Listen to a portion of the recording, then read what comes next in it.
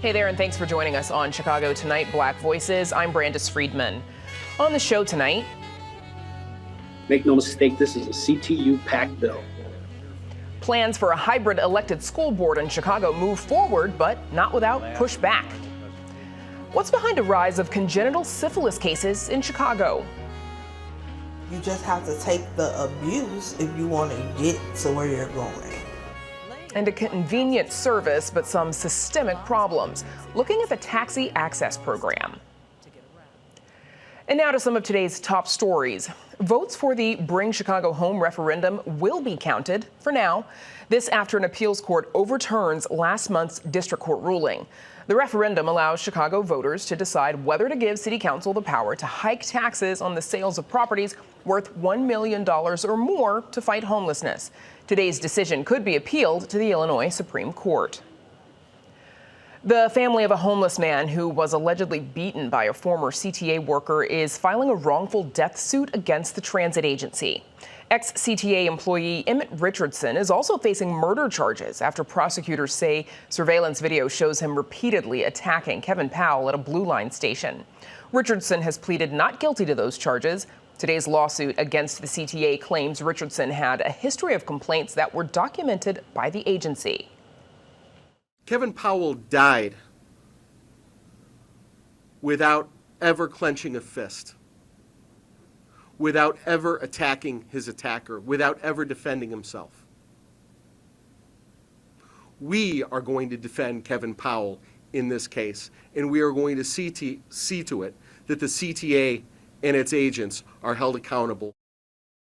The CTA says it's unable to comment on pending litigation. A building once known as the Pride of the South Side, a former bread factory, and a mansion all cracked the latest list of Chicago's most endangered buildings.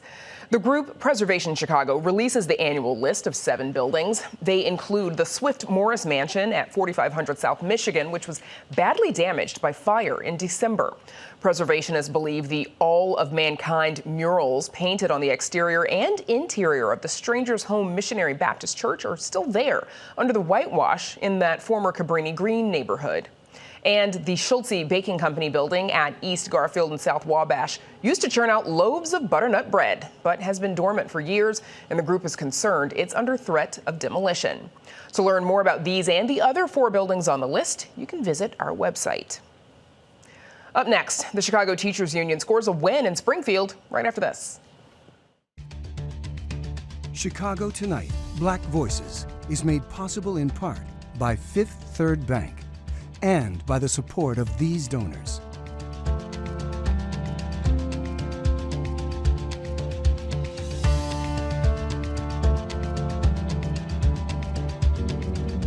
At Fifth Third, we believe when diverse voices are heard and empowered, communities are made stronger, lives are made better, and the future holds greater promise for all. That's why we're proud to support Chicago Tonight Black Voices. Together, we can make a difference. Together, we can drive change.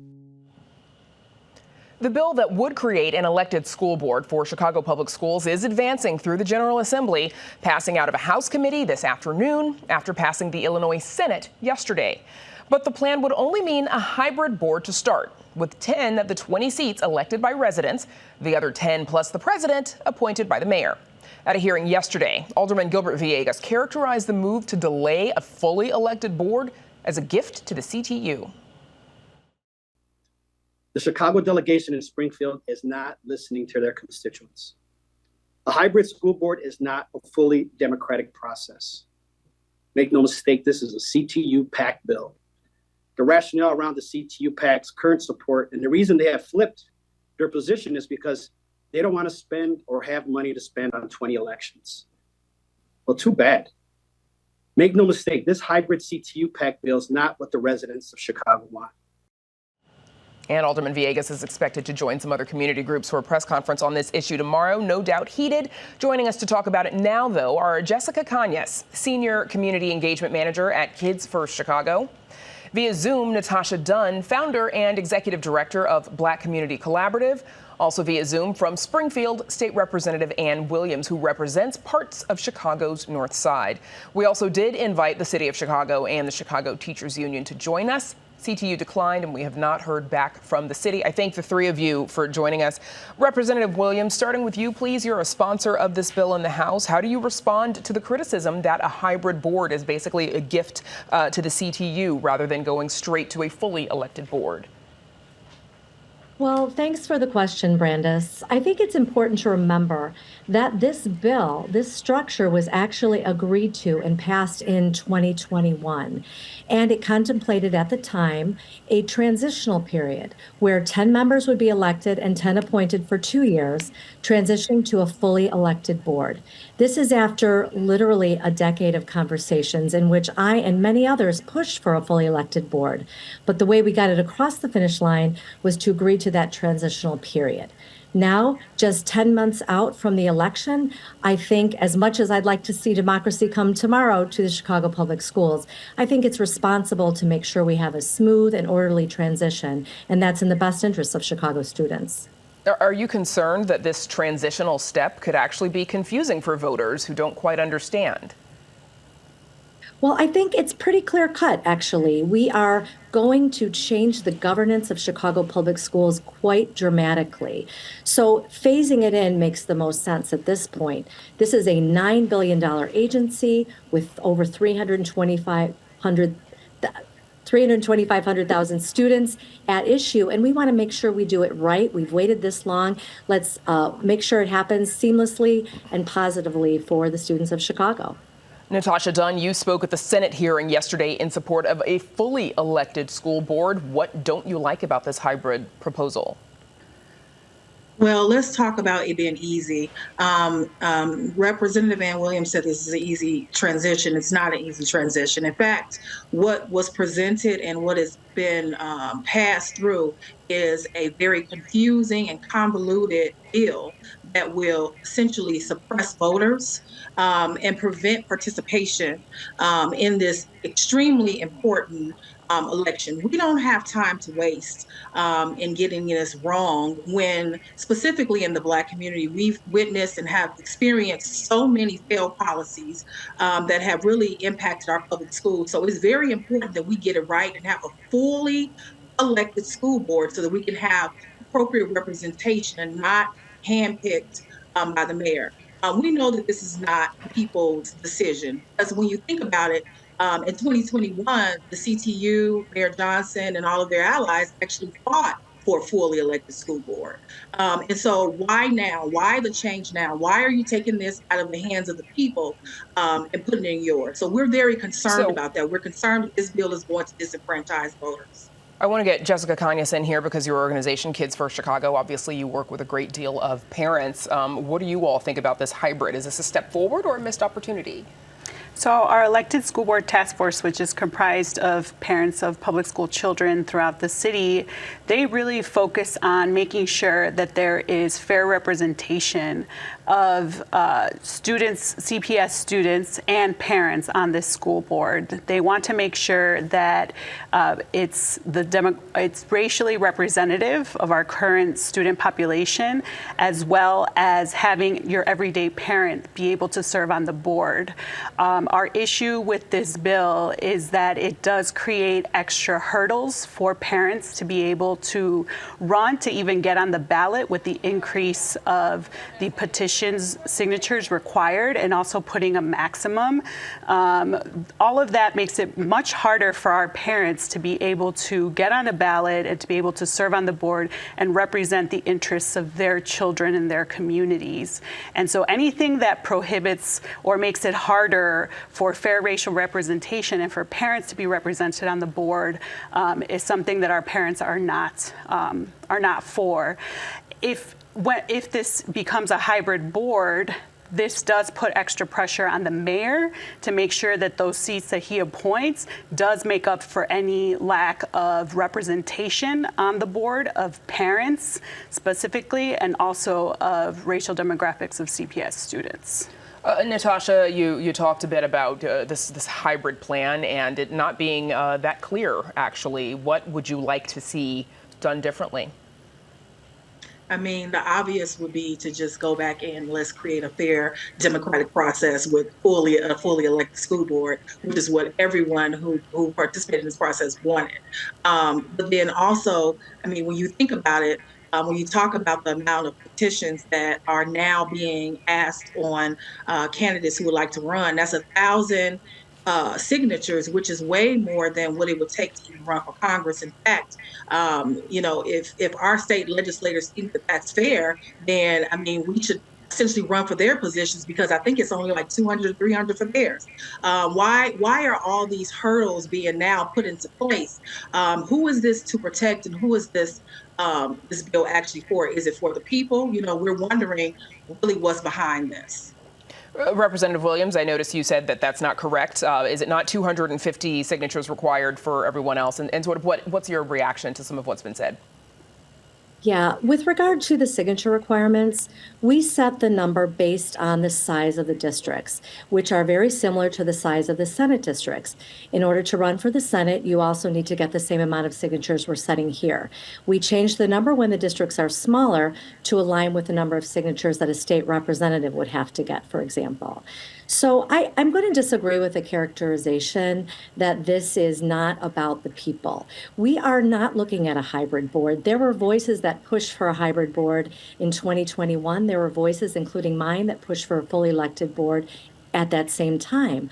But what we've decided to do is to do a transitional period, which again will provide for the most efficient and streamlined process. Turning over the entire school board would risk the stability of our schools, and I just don't think Chicago can afford that. It feels irresponsible to, in 10 months from now, completely change the governance after decades of doing it one way. This way, starting on day one, every Chicagoan will have a voice and a vote in the future of their school board and the future of their public school. And as you've said, this election is in 10 months. Jessica Cañas, do you think this is enough time for the people who want to run, especially, if they're, everyday parents, to get a campaign off the ground and to run for office? It really is not enough time. It takes a lot to put a campaign together, to get your signatures, to fundraise, all of those things. And I'm with Natasha when she says that we need to get this right. And we need to make sure that we're listening to the voices of our parents and those that are going to be most impacted by the school board. I know Representative Williams said that, this elected school board is going to give voice and vote to all Chicagoans, but that's not true, because non-citizens are not allowed to participate in these elections nor run for the school board. And of course, we'll all be watching the House tomorrow to see what it decides and whether or not this bill ends up on the governor's desk. We'll have to leave it there. My thanks to the three of you, Jessica Cañas, Representative Ann Williams, and Natasha Dunn. Thank you. Up next, a rise in babies born with a potentially dangerous infection.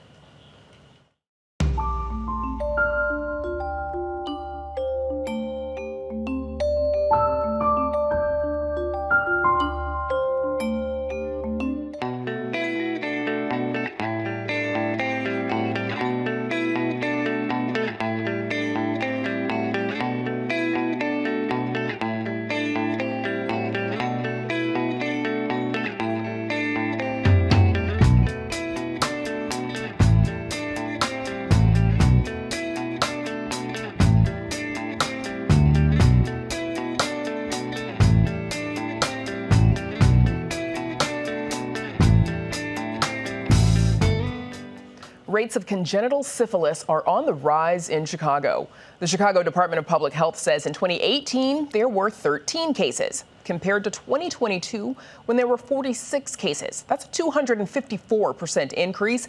And between 2020 and 2022, 86% of cases in the city were among Black Chicagoans. It's part of a nationwide increase in congenital infections passed along to an infant during pregnancy. Here to talk about the impact is Dr. Marcelo Venegas, the Regional Medical Director for the AIDS Healthcare Foundation Northern Bureau. Dr. Venegas, thank you for joining us. First, if you would briefly explain for us exactly what is congenital syphilis and why is it so harmful to infants? So congenital syphilis is pretty much when a woman who is pregnant acquires syphilis infection and does not get treated and passes it on to her baby in utero. And there's a high risk of all kinds of concerns in terms of stillbirth, prematurity, low birth weight. Approximately, I would say on average, 40% of those babies have some kind of complication that are born with syphilis. And the baby may be born looking normal, but will make, if undiagnosed, may have signs like cataracts, deafness, death in infancy. So it's a really high risk with up to 40% of babies with syphilis being born stillborn or die from infection. Yeah, a lot of very scary diagnoses or potentials there. Do we know, doctor, what is behind this increase in cases? So in 2021, we hit a 70-year high in the United States. And in Chicago, as you just mentioned, 15 cases in 2018 to 46 cases. And it's really a lack of really, we're looking at social determinants of health. Poor access to prenatal care is one of the most important reasons and risk factors. Social vulnerabilities such as homelessness, substance abuse, incarceration, and these disproportionately affect people of color, Black and Latino communities. And therefore, as you mentioned earlier, it's really terrible that in Chicago, 86% of these cases were among Black women. And that reflects, we do HIV care, and that pretty much reflects, almost the HIV numbers. When you talk about the Black population being 5 times at risk for syphilis nationally, Americans in 2020 were 8 times more likely to be affected with HIV. And, disproportionately represent the number of people who are positive at 40%, and Black women in particular, 17 times their cohort in terms of white women.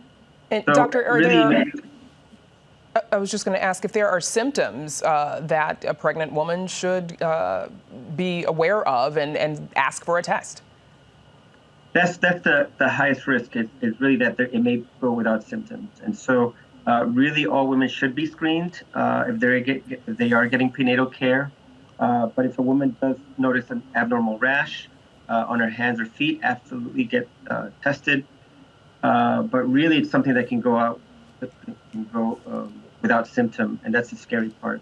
And so really screening and making sure that women are being connected to the healthcare system when they are pregnant is very important, and not just at the beginning of pregnancy, but throughout pregnancy, because transmission can happen at any moment. And doctor, there's also, I understand there's a penicillin shortage, which is an easy treatment for syphilis, but it has to be done pretty quickly, and that can be difficult when there is a shortage. What do we know about that? Yeah, so there's been a national penicillin shortage, particularly over the fall and winter months. A lot of doctors were using penicillin to treat things like strep. There was an amoxicillin shortage then there's a penicillin shortage. And because of the increased overall rates of syphilis in the country, it's believed to have affected the penicillin shortage. Only one company makes penicillin in the United States, which is unfortunate, and an advocacy point for us as well. And that company wasn't producing enough. Benzathine penicillin is the only effective treatment for syphilis in a pregnant woman. Is there anything that public health providers should be doing to raise awareness for testing and treatment? Absolutely. So particularly, we do not have a preventive healthcare system here in the United States that is effective. And in poor communities and communities of color, particularly in Black communities, especially like Chicago's South Side, there's many areas where there's no access to really good prenatal care, or many patients that are outside of the healthcare system.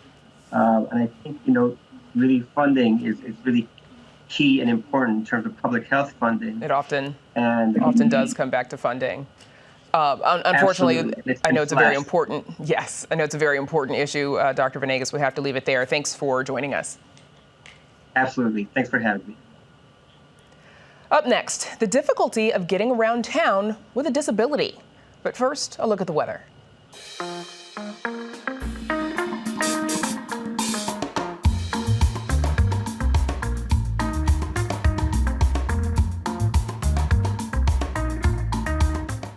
For Chicago residents with disabilities, getting around the city can be more of a burden than a simple task. In partnership with WTTW News, Northwestern University's Medill School of Journalism students explore the challenges mobility-limited riders face using a government-subsidized program designed to create more transportation equity. Here's Northwestern professor Ava Thompson-Greenwell with the story. I thought using a wheelchair dimmed my light. The messages in spoken word artist Chanel Lane's poetry are often positive. I cannot do everything, but I can do something. But commuting to open mics and hospital visits has been anything but positive. On one particular trip to the emergency room, Lane says she sat waiting for a cab home, one that never came. There are rats literally running past me. Huge rats. I was just waiting and waiting and waiting. Lane, like thousands of other Chicagoans, relies on the taxi access program known as TAP to get around. The program, a Chicago subsidized taxi administered by PACE, serves those with disabilities who can't use other public transit. It has seen an exponential increase in popularity over the last few years, especially after PACE temporarily waived fares during COVID. TAP can pick you up, and it can pick you up where you don't have to plan a day in advance. It allows for the independence that I think a lot of people who don't have disabilities or don't have mobility disabilities take for granted. But as the ridership boom continues, users and advocates say TAP is plagued by long wait times, verbally abusive drivers, and unreliable rides. Press 1 to book a new trip. Press 2 to check the status of your trip. This is Jose Martinez, who is blind, hailing a TAP ride from his home in Gage Park. His ride came in 6 minutes, something Martinez says is surprising. There have been times when I would get a driver and it was all good.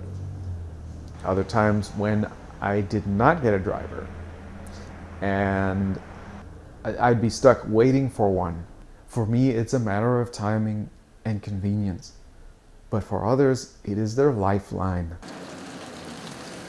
TAP riders pay a one-way flat fee of $2 for a ride, and PACE pays the difference up to $30. Advocates blame the flaws in TAP on an auditing process that allows PACE to take 45 days to pay drivers. PACE officials say this process helps identify any discrepancies that need to be resolved. However, TAP drivers say payments can take much longer than 45 days. Driver Suleiman Quadri says he submitted receipts in August and as of late November still had not been paid. Nobody likes it. Everybody wants to work for pay. For any businessman, you want to work and get paid. We have brought the payment issue to PACE a couple of times. They have said that they need to do auditing, and they've gotten it down to 45 days, and that's the best they can do. Advocates say payment delays encourage drivers to ignore riders with disabilities. And Lane says some drivers have even taken out their frustration on her. He was just, fussing and cussing, literally. And I'm like, sir, I'm not the one who created the system in which you're getting shortchanged. So you just have to take the abuse if you want to get to where you're going.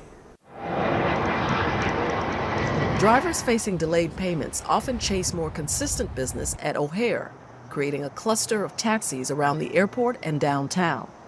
Riders in other parts of Chicago, like Lane, who lives in Washington Park, are often unable to even catch a ride. They don't want to stop airport runs where they're giving all this money to come pick up little old me on the south side of Chicago. They're not trying to do that. So what? You don't get picked up. As PACE works to expand TAP, advocates and riders say paying drivers faster is a way to supercharge both service and the impact of the program. It really is a good thing. And that's why we want to improve it, because it's usable. It wouldn't be so frustrating that there were these problems if it was not usable, if it wasn't really helpful. I feel like we aren't seen as a whole person. And it's evident, like, in the way we're treated through all of these transportation systems, which is just heartbreaking. For WTTW and Northwestern's Medill School of Journalism, I'm Ava Thompson Greenwell. Pace officials say they plan to expand TAP with the implementation of the Rideshare Access Program, or RAP, which allows customers the option to use rideshare services like Lyft, Uber, or Via for only $2. And that's our show for tonight. Be sure to check out our website, WTTW.com/news, for the very latest from WTTW News. And join us tomorrow night at 5:30 and 10 for Chicago Tonight Latino Voices. Despite the gun laws already on the books in Illinois, a look at why the state doesn't ban guns from polling places. And Governor Pritzker is looking to eliminate the state grocery tax, but some municipalities are pushing back. Now, for all of us here at Chicago Tonight Black Voices, I'm Brandis Friedman. Stay healthy and safe, and have a good night.